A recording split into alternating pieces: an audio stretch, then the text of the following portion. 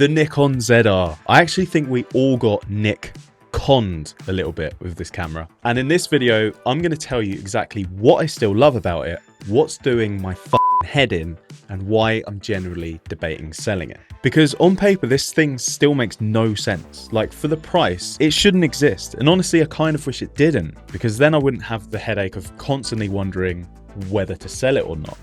It's got red raw, massive screen, great form factor.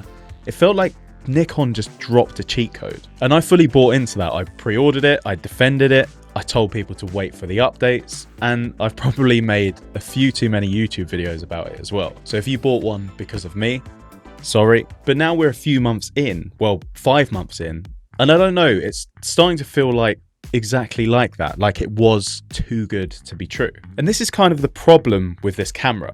There are a lot of things to like about it, but for every single one of them, it feels like it's been nerfed. Like, for every good thing, there's a bad thing that comes with it. The screen is unreal, coming from the Sony's and Panasonic cameras that still have those diddy little screens. This one feels amazing in comparison. But then there's barely any proper exposure tools. So you've got this massive, beautiful screen, and you're still kind of guessing half the time, which is mad, especially on a paid shoot. The red raw image is absolutely incredible. Like, generally one of the best things about this camera. The detail is insane, and it actually reminds me of my red Komodo that I used to own. But the file sizes are just stupid, and they're even more ridiculous now with the price of SSDs. Like, trying to run this properly just gets expensive fast. So again, you've got this amazing feature, the thing that actually made me switch to this camera, and you can't realistically use it on most jobs. Then the codecs. On paper, loads of options, but realistically, you're only using red raw or NRAW,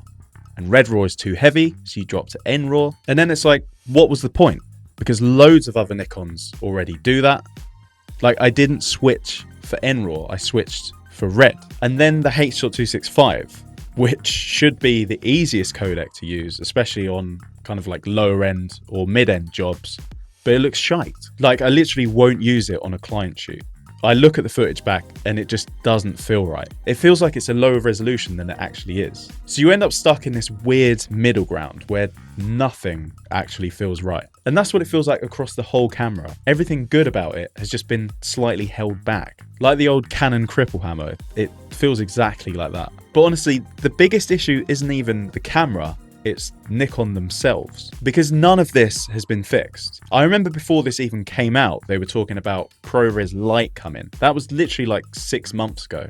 Where is it? We've had one update and it's basically done nothing. They added a red line for exposure, but it doesn't exactly solve the problem. And now you've even got creators stepping in and fixing things themselves. There's literally an app made by a creator that I saw the other day where you can control the camera, control the exposure properly, and it generally has more exposure tools than the camera itself. And that's made by a creator. How is it that a company as big as Nikon, creators having to do their own job for them and build something that actually works? And this is the bit that's really doing my head in. I almost wish this camera didn't exist, because now I've got this problem where I don't want to sell it, because the second I sell it, they'll probably fix everything. Like, if they just brought out a lighter red codec or a usable H.265, or even just a solid ProRes option like they promised, this thing would be insane. The potential is all there. I love the body, I love using it, but how long are we waiting? They haven't said anything. There's no timeline. It's just gone completely quiet. And now the hype is starting to wear off. I'm seeing loads of people selling them, going back to Sony, and I completely get it. I'm still holding on to mine but I'm properly debating it now, especially because I'm shooting more high volume stuff, like 10 videos a day, and I need smaller, reliable files. And I do not trust the H.265 on this camera. So yeah, I don't know. Did we overhype it? Or did Nikon just drop the ball on this one? And it's frustrating because I've defended this camera. I've said, look at the price point and how much you get. Imagine if they made like a rival to the FX3 or the FX6, how much they pack into that. Because people comparing this to the ZVE1 or whatever it's called, which is a similar form factor.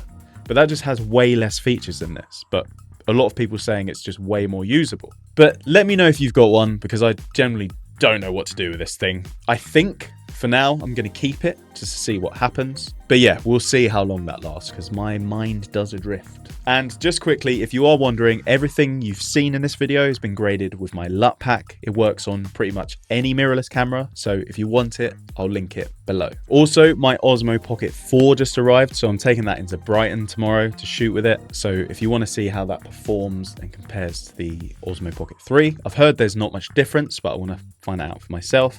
Keep an eye out for that video. Thanks for watching. I will see you in the next one. I think we did overhype it. Shame, shame, shame, shame, shame.